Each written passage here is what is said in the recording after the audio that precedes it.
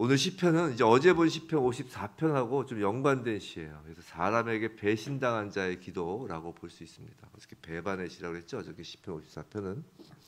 자, 어제는 이제 다윗이 구원하여 준 그 그일라 사람들의 그 배신과 또 다윗의 친척 유다 사람들이 그 십수풀 광야, 광야 지역 사람들의 그 배신을 배경으로 했는데, 오늘 시편은 그 연장선에서 지은 시라고 보기도 하고, 또 사무엘하 15장에 나오는 다윗의 친구인 아히도벨의 그 반역 사건을 배경으로 한 시라는 견해가 있습니다. 어쨌든 가장 가까운 사람의 배신을 직면하고 지은 시인 것은 오늘 본문 12절부터 14절을 보시면, 나를 책망하는 자는 원수가 아니라 라고 하죠. 지금 나를 책망하는 자는 원수가 아니었다는 것이에요. 원수일진데 내가 참았으리라. 원수라면 차라리 참았겠다는 거죠. 나를 대하여 자기를 높이는 자는 나를 미워하는 자가 아니었다는 것이에요. 미워하는 자일진데 내가 그를 피하여 숨었으리라. 미워하였다면 내가 그를 피하여 숨었겠냐는 것이죠. 그는 곧 너로다. 나의 동료, 나의 친구라는 것이죠. 나의 가까운 친구라는 것이에요. 이전에 14절 우리가 같이 재밌게 의논하고 무리와 함께하고 하나님의 집 안에서, 하물며 하나님의 집 안에서 이렇게 다녔다는 것이죠. 이 내용을 통해 오늘 시편은 그 가까운 사람의 배신을 직면하고 지은 시인 것을 알 수 있어요. 근데 오늘 이 다윗의 이 기도문, 이 시편은 기도문이죠. 찬양이기도 하면서 기도문인데, 이 기도문의 가장 독특한 특징을 하나 꼽으라면 1절부터 23절까지 막 생각의 변화들이 갑작스럽다는 것이에요. 이 생각의 변화들은 어떤 일정한 규칙을 갖고 있지도 않고요. 무엇을 연결되어 있지도 않습니다. 마치 롤러코스터를 타는 것과 같은 기도인 것이에요. 한번 굳이 복잡한 시를 한번 그럼 나눠보겠습니다. 이게 나누다 보면 이게 복잡한지를 좀 알 수 있어요. 1절부터 3절을 보시면, 하나님이여 내 기도에 귀 기울이시고 내가 간구할 때 숨지 마소서. 또 2절 탄식하고 응답하소서. 탄식하오니. 이는 3절 이는 이거 때문입니다. 원수의 소리와 악인의 압제 때문이라. 죄악을 내게 더하며 노하여 나를 핍박하나이다 라고 이제 고발하는 내용이죠. 간구하는 내용이에요. 즉 1절에서 3절은 하나님께 기도 응답을 구하고 간구하는 내용이에요. 근데 4절에서 8절은 내 마음이 내 속에 심히 아파하며 사망의 위험이 내게 이르렀도다 라고 하고, 또 8절까지 하면 내가 나의 피난처로 속히 가서 폭풍과 강풍을 피하리라 하였도다. 쭉 4절부터 8절까지 뭐냐면 지금 다윗이 현재 상황, 막 고통스러운 상황을 지금 얘기를 하고 있는 거예요. 한탄을. 6절 같은 경우가 그거죠. 나는 말하기를 만일 내게 비둘기같이 날개가 있다면 날아가서 편히 쉬리이다. 내가 멀리 날아가서 광야에 머무르리로다. 이건 자기의 희망을 얘기하는 것이에요. 희망을 얘기한다는 건 뭐냐면 내가 비둘기같이 날개가 없잖아요. 내가 지금 날아갈 곳이 없다는 것이에요. 지금 사면초가라는 것입니다. 그러니까 완전히 앞뒤 좌우가 다 막혀서 하늘밖에 안 열려 있으니까 내가 비둘기처럼 날개가 있어서 날아가고 싶다는 거예요. 이것을 빠져나가고 싶다는 것이죠. 5절에 있는 말씀처럼 두려움과 떨림이 이루고 공포가 덮은 거예요. 그러니까 1절부터 3절까지는 하나님께 간구를 했다면 지금 4절부터 8절까지는 다윗의 고통스러운 상황에 대한 한탄을 얘기하고 있습니다. 9절에서 11절은 이 대적들에 대한 어떤 심판을 구하는 기도예요. 심판을 구하는 기도. 죄악과 재난, 혀를 잘라버리소서라고 얘기하고, 죄악과 재난이 있을 거라고 얘기하고, 악독이 그 중에 있고, 그 거리를 떠나지 아니하고 있다고, 그렇게 이제 심판을 막 구하는 얘기입니다. 그러다가 12절에서 14절까지 아까 저희가 본 것과 같이 갑자기 배신한 친구들이 어떤 친구들이었는지를 묘사하는 거예요. 재밌게 우리가 같이 다녔고 뭐 그랬다는 것이죠. 그래서 다시 또 9절부터 15절을 다시 보면 15절에서 다시 앞선 그 9절에서 11절까지 봤던 것처럼 다시 심판에 대한 구하는 기도를 다시 하고 있는 것이에요. 사망이 갑자기 그들에게 임하고 산채로 스올에 내려갈지어다. 막 심판을 구하는 내용을 하고 있죠. 그러다가 또 16절에서 19절이 되면 이번에는 하나님의 신실하심을 지금 노래하고 있습니다. 일단 16절에서 17절은 자기가 그 시인이 얼마나 하나님께 근심하며 탄식하며 기도하는지를 얘기를 하면서, 그런데 그 여호와께서는 신실하게도 내 소리를 들으시라는 것이죠. 그리고 그 18절 19절은 옛부터 계시는 하나님이 들으시고 그들을 낮추시리라. 난 이런 하나님을 믿습니다. 하나님의 신뢰를 이렇게 노래하고 있어요. 그러다가 또 다시 20절 21절은 자기 배신한 친구들이 어떤 친구인지를 다시 묘사를 합니다. 이번엔 좀 더 시적인 표현으로 하죠.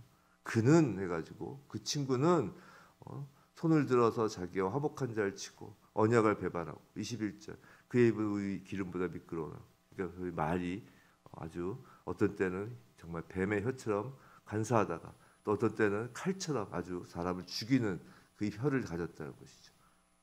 그러다가 이제 22절 23절에선 이제 다윗의 결단 내 짐을 여호와께 맡기라. 23절 나는 주를 의지하리이다 라는 다윗의 결단으로 마무리하고 있어요. 이렇게 한번 쭉 봤지만 이게 뭐 23절까지 막 여러 개의 주제가 막 그 혼잡하게 섞여 있습니다. 어찌하면 구분을 한다 이렇게 시를 나눈다는 것 자체가 의미가 없을 정도로 복잡하죠. 그런데 사실 우리가 그렇기 때문에 이 다윗의 시가 더욱 솔직한 기도로 느껴지는 거예요.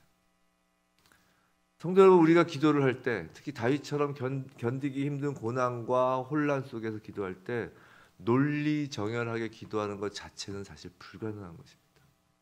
아니 오히려 솔직한 기도란 마치 여러 생각의 그 실타래가 그 뒤엉킨 채로 그대로 하나님 앞에 내어놓는 것이에요. 그것을 이상하게 여기지 않으시길 바랍니다. 어쩌면 당연한 것이에요. 우리는 하나님 앞에서 어린아이에 불과합니다. 한번 생각해 보세요. 어린아이가 밖에서 억울한 일을 당하고 집에 와서 부모에게 울면서 그것을 말한다고 합시다.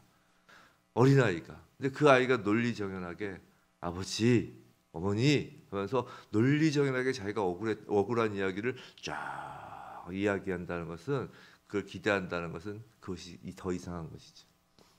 막 울면서 막 이것저것 두서없이 막 이야기를 합니다. 마찬가지로 우리는 하나님 앞에서 어린아이예요. 이것저것 두서없이 우리의 강구와 또 한탄과 또 어떤 때는 확신과 또 결단과 또 다시 또 내 옛날 생각과 나를 힘들게 하는 사람 생각과 막 그것이 막 뒤섞여서 하나님 앞에 내어놓는 것입니다. 멋진 기도가 중요한 것이 아니라 나 스스로도 이해할 수 없을 정도로 뒤죽박죽이 된 우리 마음을 있는 그대로 투명하게 내놓는 것이 정말 중요한 것이에요. 이 아침에 하나님 앞에 멋진 기도가 아니라 솔직한 기도를 우리가 올려드렸으면 좋겠습니다. 1절에서 시인은 하나님께 숨지 말아달라고 간구하죠. 근데 하나님은 영이시라 보이지 않으실 분, 숨으실 수는 없는 분이죠. 하나님이 어떻게 숨으실 수 있어요? 하나님은 무소부지하시며 우주에 충만하신 분이시잖아요. 더구나 하나님 우리 아버지시잖아요. 아버지가 숨으실 이유가 없죠. 그럼에도 숨지 말아달라고 시인이 구하는 것은 지금 다윗의 마음에 분노와 미움과 두려움과 낙심과 좌절과 같은 그 여러 가지 생각들이 섞여서 그 혼탁한 마음으로 인하여 시인의 마음이 어두움에 잡혀 있다는 것입니다. 여기서 우리가 깨닫게 되는 것이 있어요. 그건 우리의 마음 상태가 그럴수록 더더욱 하나님 앞으로 나가야 된다는 것이에요. 하나님은 하나님 앞에 나오는 그 우리의 기도를 반드시 들으시고 그 어두워진 우리 마음에, 그 혼탁해진 우리 마음에, 그 실타래같이 뒤엉킨 우리 마음에 빛을 비추어 주시는 것입니다. 하나님이 우리 아버지시기 때문이에요. 그렇게 혼란스러운 마음을 안고 하나님을 찾아 기도하면 그럼 모든 실타래가 쫙 풀리고 문제가 해결될까요?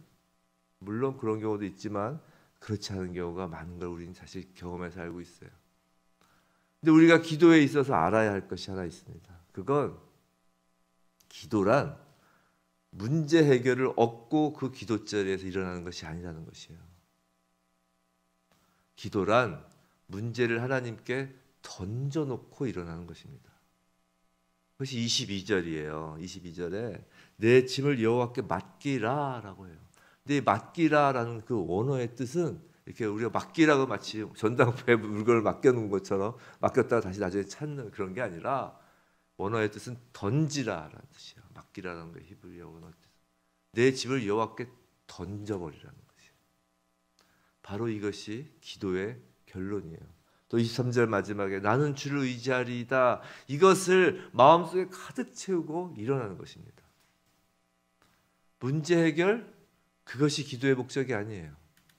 내 마음의 어두움을 던지는 것이 기도의 목적인 것입니다. 사랑하는 성도 여러분, 하나님께서 우리를 지키십니다라는 말을 우리는 자주 이렇게 주고받긴 합니다. 하나님께서 지키십니다.